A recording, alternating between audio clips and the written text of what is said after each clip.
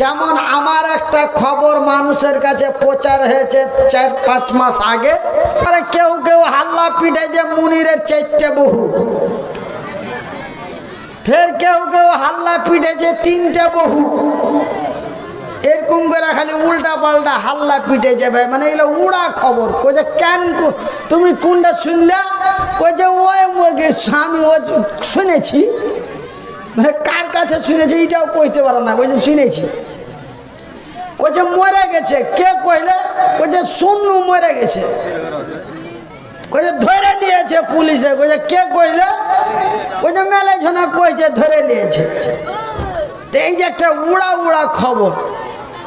তারপরে আরেকবার একটা হাল্লা পিটলো যে মুনিরকে দিল্লি পুলিশে ধরে নিয়েছে।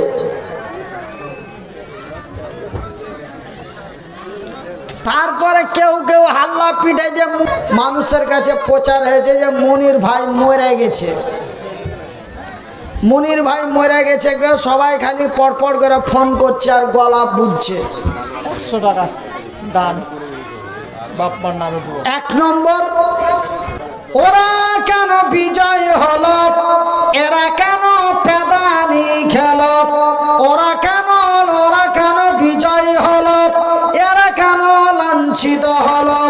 ভাইজান তার কারণটা ছিল ওরা জান্নাতের লোভে পড়ে, নবীর মহব্বতে পড়ে এরা জাতিকে দিয়েছে ইতিহাস। ওদের ভিতরে 2টা জিনিস ছিল, একটা হলো বড় লোভ ছিল, আর একটি ছিল ভালোবাসা। বাজানে লোভটা ছিল জান্নাতের, ভালোবাসাটি ছিল নবীর। ওদের নবীর মহব্বতে পড়ে, জান্নাতের লোভে পড়ে ওরা জাতিকে দিয়েছে ইতিহাস। এরা ধন সম্পদের লোভে পড়ে ওরা বিজয় হলো, এরা পেদানি খেলো। তার কারণটা দেখলেন, এরা ধন সম্পদের লোভে পড়ে, সুন্দরী রমণীর প্রেমে পড়ে এরা জাতিকে দিয়েছে কলঙ্ক। ওরা বিজয় হলো, এরা বঞ্চিত হলো। ওরা বিজয় হলো, এরা লাঞ্ছিত হলো। ওরা জান্নাতি হলো, এরা জাহান্নামের রাস্তা খুঁজে নিল। ভাই গো আমার পরদা নাসিন মায়েরা, শুনে যান ওই 3 মক্কার মাটিতে ওই নওজোয়ান তরুণ যুবক, নাম তার হযরত হানজালা। নবীর প্রতি কি মহব্বত ছিল রে, নবীর প্রতি কি ভালোবাসা ছিল গো ভাইজান। এ বুকে বুকে ঠাঠার নাম নবীর মহব্বত নয় রে, বুকে বুকে পিটার নাম নবীর মহব্বত নয় গো। নবীর মহব্বতে যারা নিজের জীবনের পরোয়া করে না, যারা নবীর কথাকে অনুকরণ করে চলে, তারাই হলো নবীর পাগল। তার প্রমাণটা নিয়ে নাও ভাইজান বন্ধু আমার। হযরতে হানজালা আমার নবীর কত পাগল ছিল, হযরতে হানজালা আমার নবীর কত পিয়ারা ছিল। শুনলেন আল্লাহর নবী, দয়ার নবী, বিশ্বের নবী, নবী মুহাম্মদুর রাসূলুল্লাহ সাল্লাল্লাহু আলাইহি ওয়াসাল্লাম, আল্লাহর নবী, দয়ার নবী, বিশ্বের নবী, আল্লাহর নবী, দয়ার নবী, বিশ্বের নবী। এমনি করে যুদ্ধের ময়দানে লড়াই চলছে, কমান্ডারের দায়িত্ব পালন করেছেন। সময় হযরতে হানজালা তার নতুন সুন্দরী রমণী বিবি সাহেবা তার সাথে মধুর মিলন করেছে, সোহাগ রাত মানাচ্ছে, মধুর মিলন চলছে। এই স্বামী স্ত্রীর ভালোবাসা মহব্বত প্রেম প্রীতির মধ্যে মধ্যেই উড়া উড়া একটা খবর হযরতে হানজালার কানে আইলো। উড়া উড়া একটা খবর কানে আইলো। কি খবর? যেমন আমার ব্যাপারে কয়েকটা খবর ভাইরাল হয়েছে আপনার কাছে, কাউরি কেউ, তবে যেমন আমার একটা খবর মানুষের কাছে প্রচার হয়েছে 4-5 মাস আগে, মানুষের কাছে প্রচার হয়েছে যে মনির ভাই মরে গেছে। মনির ভাই মরে গেছে, সবাই খালি পড়পড় করে ফোন করছে আর গলা বুঝছে। 100 টাকা দান বাপ্পার নামে দেবো। 1 নম্বর।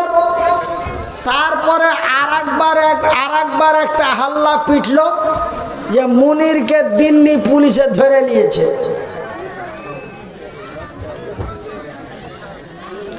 তারপরে কেউ হাল্লা পিটে যে মুনিরের 4টে বহু, ফের কেউ হাল্লা পিটেছে 3টে বহু। এরকম করে খালি উল্টা পাল্টা হাল্লা পিটে যাবে, মানে এগুলো উড়া খবর। কইছে কেন তুমি কোনটা শুনলে? কইছে ওই স্বামী ও শুনেছি, মানে কার কাছে শুনেছে এটাও কইতে পারে না, কইছে শুনেছি। কইছে মরে গেছে। কে কইলে? কইছে সুন্নু মরে গেছে। কইছে ধরে নিয়েছে পুলিশে। কইছে কে কইলে? কইছে মেলে ঝনা কইছে ধরে নিয়েছে। তো এই যে একটা উড়া উড়া খবর। তো হযরতে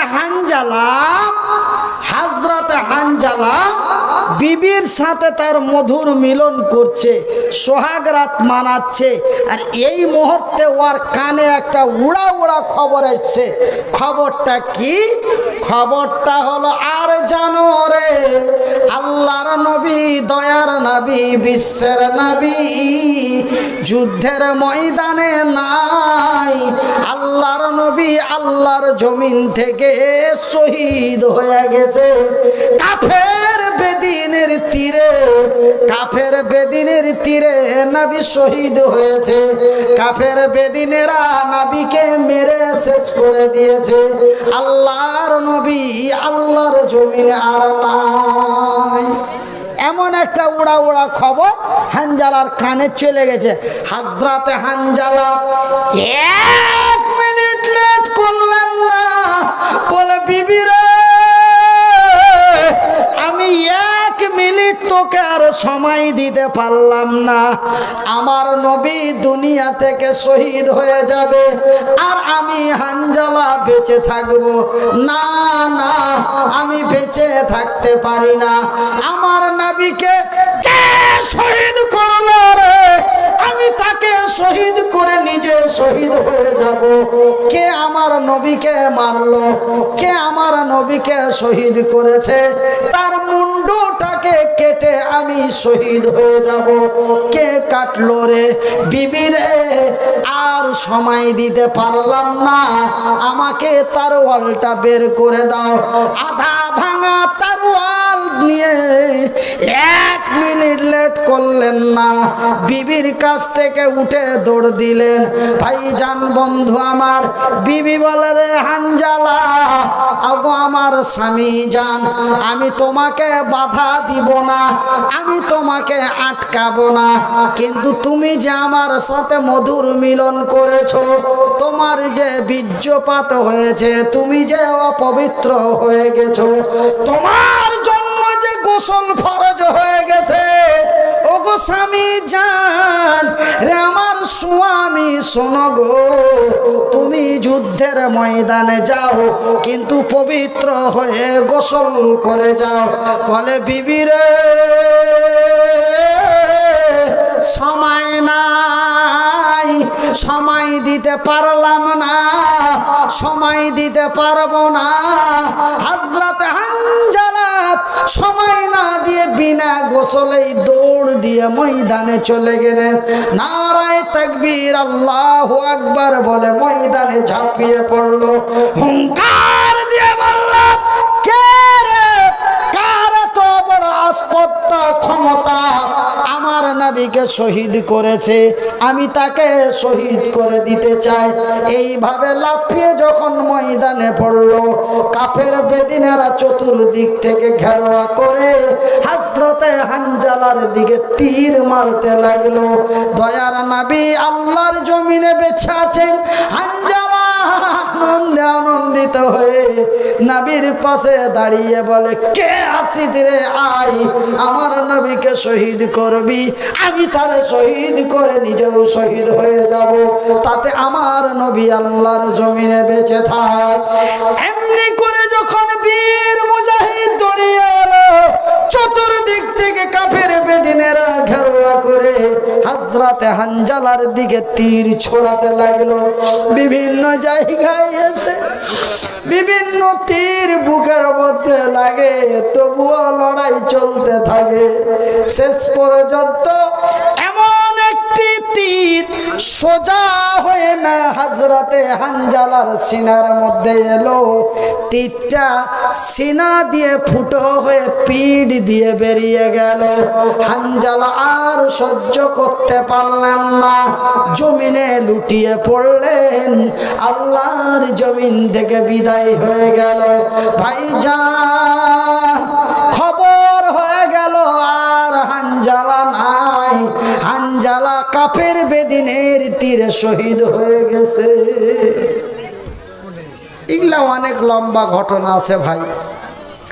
আমার ভাইরা, আমার বন্ধুরা, আমার আব্বা জানেরা, এইবার খবর হয়ে গেল, আওয়াজ উঠে গেল, হানজালা উহুদ যুদ্ধের ময়দানে সেই কাফের বেদিনের তীরে শহীদ হয়ে গেছে। এই খবরটা যেন বিবির কানেও পৌঁছে যায়। যখন হানজালার বিবির কানে স্বামী তার শহীদ হয়ে গেছে, এই খবরটি যখন বিবির কানে পৌঁছে গেল, বিবি আর 1 মিনিট লেট করলেন না, দৌড় দিয়ে ময়দানে চলে গেলেন। বলবেন মনিরউদ্দিন ভাই, তবে কি একজন নারী শহীদের ময়দানে, লড়াইয়ের ময়দানে যেতে পারে একজন নারী মানুষ? তবে কিসের মহব্বতে দৌড়িয়ে গেল? স্বামীর ভালোবাসার মহব্বতে নাকি? পিয়ারা স্বামী, ভালোবাসা স্বামী দুনিয়া থেকে বিদায় নিয়ে নিল, এই জন্য নাকি এই জন্য নাকি হানজালার বিবি দৌড় দিয়ে গেল? না না, হানজালার বিবি দুঃখে দুঃখিত নয়, হানজালার বিবির বুক ফেটে কান্না বের হয় নাই, হানজালার বিবির মনে আঘাত আসে নাই, হানজালার বিবি বড় আনন্দে আনন্দিত যে আমার স্বামী হানজালা শাহাদাতের মৃত্যুবরণ করেছে, আমার স্বামী শহীদ হয়েছে, জান্নাতের অধিবাসী হয়েছে, আমি এক জান্নাতের স্ত্রী, এই বলে বড় আনন্দে আনন্দিত হয়ে দৌড়িয়ে সেই যুদ্ধের প্রান্তে উপস্থিত নবীর দরবারে। কিসের জন্য? হানজালার বিবির জানা আছে, যারা আল্লাহর দ্বীনের পথে শহীদ হয়ে মারা যায় তাদের গোসল দেওয়া হয় না, তারাকে বিনা গোসলেই কবর দেওয়া হয়, দাফন করা হয়। তবে আমার স্বামীর তো গোসল ফরজ ছিল, কিন্তু নবীর মহব্বতে গোসল না করেই চলে গেছে। এই খবরটা তো আমি ছাড়া দুনিয়ার অন্য কেউ জানে না, জানে আমার আল্লাহ এবং আমি।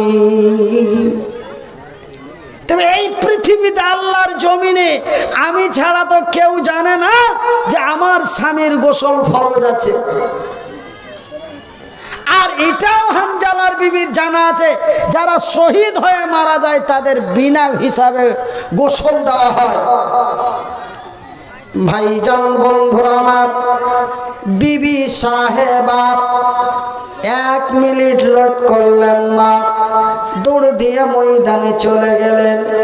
ইয়া রাসূলুল্লাহ, ইয়া হাবিবাল্লাহ, ওগো আল্লাহর নবী, ওগো দয়ার নবী, ওগো বিশ্বের নবী, হুজুর গো,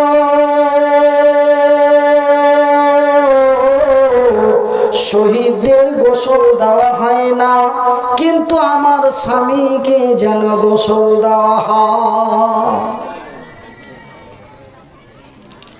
আল্লাহর নবী বুঝতে পারলেন, ময়দানে আওয়াজ দিয়ে বললেন, রে আমার আল্লাহর সৈনিকেরা, রে নবীর সাহাবীরা, রে আল্লাহর সৈনিকেরা, রে নবীর সাহাবীরা, আমার হানজালার গোসলের ব্যবস্থা করো। গোসলের ব্যবস্থা করতে যাই, গোসলের ব্যবস্থা করতে যে দেখা যায় হানজালার সারা শরীর ভিজা এবং চুলগুলি দিয়ে পানি টপ টপ করে টপকাচ্ছে। ভাইগণ, নবীর কাছে খবর এলো, আল্লাহর নবী, দয়ার নবী হানজালাকে দেখে বললেন, শোনরে, আমার হানজালার গোসল হয়ে গেছে। আমার হানজালাকে আমার আল্লাহ এত ভালোবেসেছেন, আমার আল্লাহর ফেরেশতারা আনন্দে আনন্দিত হয়ে আমার হানজালার গোসল দিয়া দিয়েছে। নারে তাকবীর! যাই হোক ভাই, আর আমাকে বহায়েন না, বাপুর কথাটা ফেলতে পারলো না, করে তুই 1 হরফ শোনারে বাজি। লোক যখন বৈশা আছে তো বেচারার মুখ উঝড়ে ফেলল না, আপনারাকে বলেছিল শোনাবো। তো ভাই দেখেন, কই বলতেও মজা লাগে, শুনতেও মজা লাগে, কিন্তু আপনারা তো বাড়িতে যান, লাখে তেল দিয়ে ঘুমিয়ে যান, আর ওই জাকামদানি হামার চলে আপনার হেগি না। বলতে শুনতে আপনারাকে মজা লাগছে, আর আমি যখন বলতে লাগছি, তখন বলতে বলতে আমাকেও মজা লাগছে, আমিও বলে চলে যাচ্ছি। না, তো যাই হোক, আপনারাকে আর কষ্ট না দিয়া, আমি আর নিজেকে কষ্ট না নিয়া, আমি প্রত্যেকের কাছে আমি একটু দোয়ার আবেদন জানাই। আপনারা আমার জন্য একটু খাস দোয়া করবেন, আমি আপনাদের জন্য খাস দোয়া করব। আমি নিজেকে ভালো নেই এবং আমি সুস্থতা নেই। আল্লাহ দরবারে আপনাদের কাছে দোয়ার দরখাস্ত, আপনারা আমার জন্য দোয়া করবেন। আমার মা, বাবা, শ্বশুর, শাশুড়ি, আত্মীয় স্বজন, ছেলে মেয়ে সকলের জন্য দোয়া করবেন। এই আশা, এই কামনা করে আমি আপনাদের কাছ থেকে বিদায় নিলাম। আমার কথার মধ্যে যদি কেউ কষ্ট বা দুঃখ পেয়ে থাকেন, আমাকে ছেলে এবং বন্ধু, ভাই মনে করে ক্ষমা করবেন। কোরআন এবং হাদিসের দৃষ্টিতে যদি কোনো ভুল পেয়ে থাকেন, আপনারা আমাকে জানাবেন। এই আশা কামনা করে আপনাদের কাছ থেকে বিদায় নিচ্ছি।